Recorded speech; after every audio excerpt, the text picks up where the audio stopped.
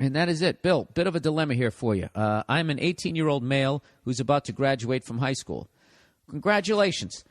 Over the past few years, I've been told I'm a really good dancer.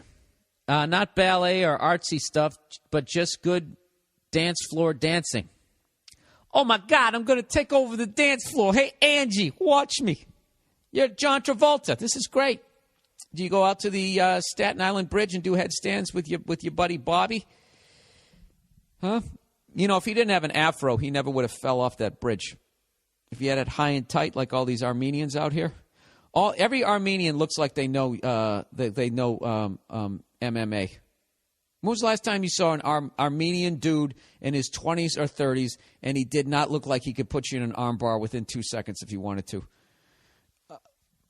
If I was Dana White and I was running the UFC at this point, they're up to like UFC 2006. You know, they've run out of adjectives. This time it's really, really personal, right?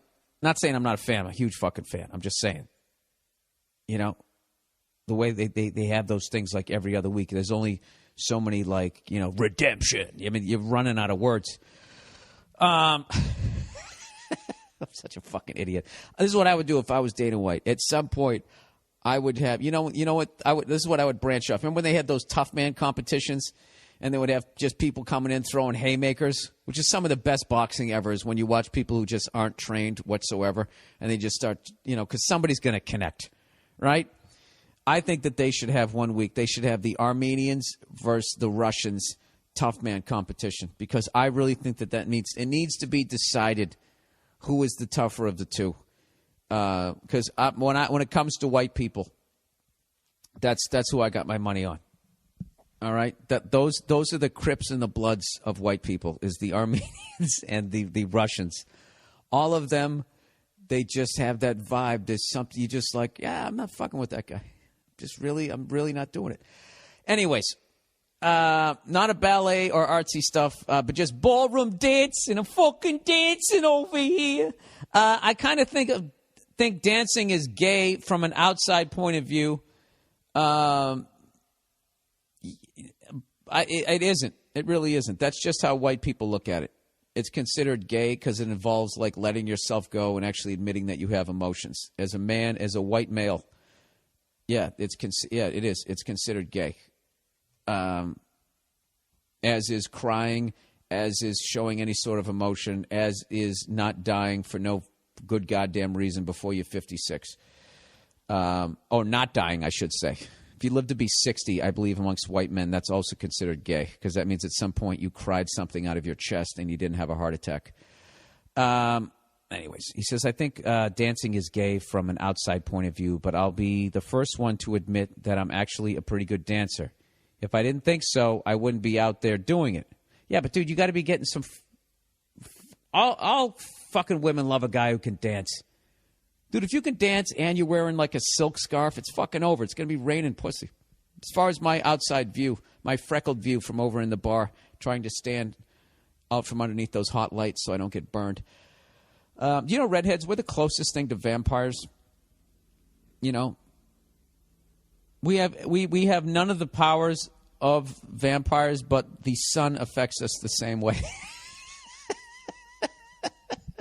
A friend of mine who's a female dancer keeps telling me I could make money doing it on commercials or music videos, parentheses, clothes on. Or you could go to fucking Broadway and be like one of the 5 straight men who dances on Broadway and just tag every fucking lonely chick out there who's all stretched out. Just make sure you keep their shoes on. Dancers' feet are always fucked up. Here's where it gets complicated. I plan on becoming a policeman.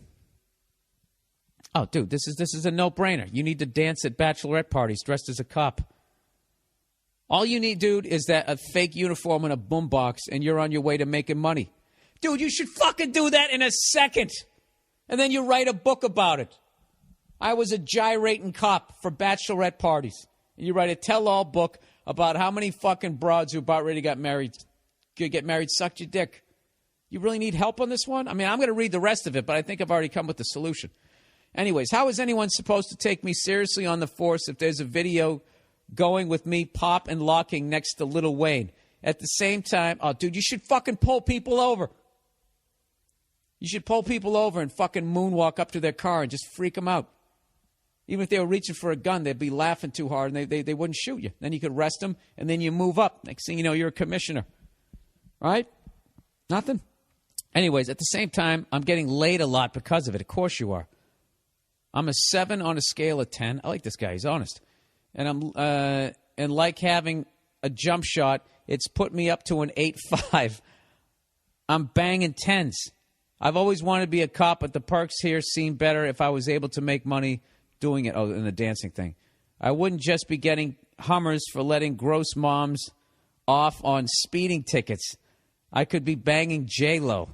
She's into dancers, right? Thanks. Yeah, dude, abso-fucking-lutely. Dude, you're basically saying, what should I do here? Should I bang J-Lo's, be down at the club and make all this fucking money? Or should I take a job where I'm going to get shot at and not be appreciated? You know, I'll tell you, every cop out there would dance if they could, as opposed to being a cop. I don't care if they're like 7 generations in. Dude, this is what I think of as far as like dancing. I think if I like compare it to being a comedian, the open mics would be getting a piece of cardboard and being on a subway platform, making money that way. And then when you move up to hosting a show, that would be you dress as a cop and you fucking dance at bachelorette parties. That's what you do on the side. That's like your fucking day job. That bullshit. And then during the day, I would try out for those do they make music videos anymore? Or fucking, I don't know.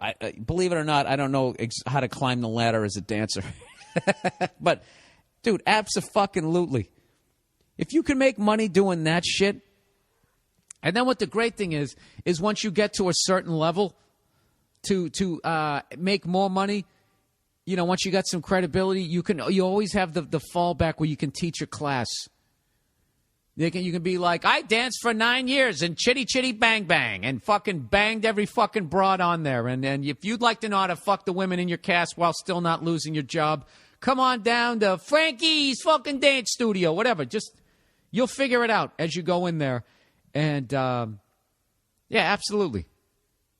Abso-fucking-lutely. I would definitely do it. You want to do it, or you wouldn't have taken the time to write in. So your big fear should be whatever everybody's big fear is. Like, what if I fucking go after this dream and I'm 30 and I'm sleeping on a fucking futon and it hasn't happened yet? Well, I got to tell you something, sir. I've been there. I was there at fucking 34. I was still sleeping on a futon in a fucking studio apartment that they called a one-bedroom because they slammed a fucking wall in there and put a door on it. And then one day I was trying to bang the girl upstairs who had the fucking apartment right above me, and it was the exact same unit, and hers was a studio, but she had been there longer, so they never slammed a wall in there. And I realized, hey, wait a minute, I'm getting fucked. You know?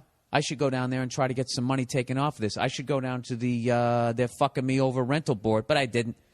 I said, fuck it. Just keep writing jokes. Right? So whatever. All you got to do, you just got to commit to this shit. And then realize that, you know, sleeping on a futon when you're 30 is not the worst thing. It isn't. You know what's worse than sleeping on a futon at 30? Sleeping in a king bed next to a fucking woman you're not really in love with, but for some reason married, and you got a couple of kids, and you got a job that you fucking hate. Okay, you'll be laying there fantasizing about fucking sleeping on a futon. There's no risk when you go after a dream. It's all fucking reward. It's all going to lead to something good. It always does. There's a tremendous amount of risk to playing it safe. And that leads to unbelievable levels of regret, which is something else I've also experienced because I'm an old motherfucker.